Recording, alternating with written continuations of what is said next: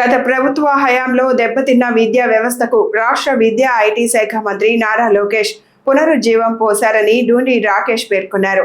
Media సమావేశంలో ఆయన మాట్లాడుతూ విద్యా రంగంలో నాణ్యత పెంపు, మౌలిక వస్తువుల అభివృద్ధి, విద్యార్థులకు మెరుగైన అవకాశాల కల్పన దిశగా ప్రభుత్వం కీలక నిర్ణయాలు తీసుకుంటుందన్నారు. ప్రభుత్వ పాఠశాలల్లో విద్యా ప్రమాణాలను పెంచేందుకు సాంకేతిక పరిజ్ఞానాన్ని అందుబాటులోకి తీసుకురావడానికి మంత్రి నారా లోకేష్ ప్రత్యేక దృష్టి సారిస్తున్నారని చెప్పారు. విద్యార్థుల భవిష్యత్తును దృష్టిలో పెట్టుకుని విద్యారంగంలో సంస్కరణలు చేపడుతున్న ప్రస్తుత ప్రభుత్వం విద్యను మరింత అందుబాటులోకి తీసుకొస్తోందని ఆయన పేర్కొన్నారు.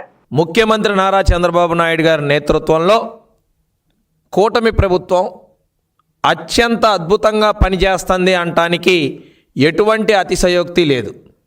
దీనికి అనేక రకాల మార్పులు జరిగినాయి. రాష్ట్రంలో ప్రతి సామాజిక వర్గం, ప్రతి వర్గం ఆనందంగా ఉంది.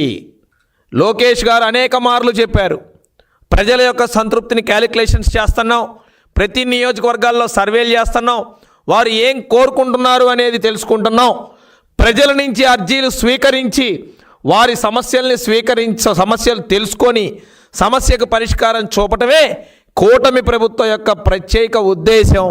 దాన్ని కట్టుబడి ఉన్నామన్న సంగతి అందరికీ తెలిసిందే. మరి గత కొన్ని రోజులుగా పోలిస్తే ఎక్కడ ఉంటాడో తెలియదు, ఎప్పుడు వస్తాడో తెలియదు, ఎక్కడ కూర్చుంటాడో తెలియదు, అసలు ఆ ఇంట్లో ఉన్నాడో లేడో కూడా తెలియదు. బయట మాత్రం హడావిడి చేస్తూ ఉంటాడు జగన్మోహన్ రెడ్డి.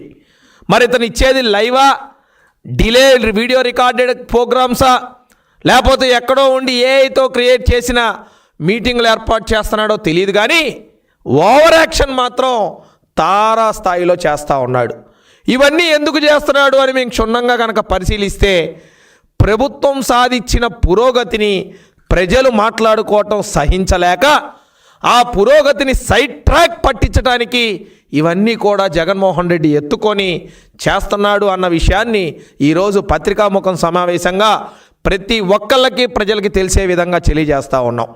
ముఖ్యంగా యువనేత నారా లోకేష్ గారు విద్యాశాఖ మంత్రిగా తీసుకున్న తర్వాత ఈ విద్యాలయాలని దేవాలయాలుగా మార్చి పిల్లలే రేపటి తరాల భవిష్యత్తు అని చెప్పి ఒక సంకల్పంతో ముందుకు తీసుకెళ్తున్న తరుణంలో అనేక మార్పులు ఈ 2 సంవత్సరాలు చోటు చేసుకోవడం జరిగింది.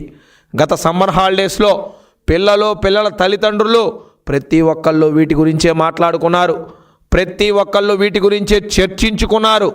విద్యార్థుల యొక్క బాగోగులు ఎలా ఉన్నాయి, గత ప్రభుత్వంతో పోలిస్తే ఈ ప్రభుత్వం విద్యార్థులను కానీ ఉపాధ్యాయులను కానీ ఎంత గౌరవించింది, ఏ విధంగా ఉంది అని మాట్లాడుకుంటే దాన్ని సహించలేక తట్టుకోలేక ఈ మంచి పేరు ఎక్కడైతే యువనేత నారా లోకేష్ గారికి వస్తుందని తెలుసుకున్న ఆ సైకో పార్టీ జగన్మోహన్ రెడ్డి గొడ్డల పార్టీ అధినాయకుడు ఇవన్నీ కూడా తెరలేపి సైడ్ ట్రాక్ చేస్తూ ఉన్నాడు.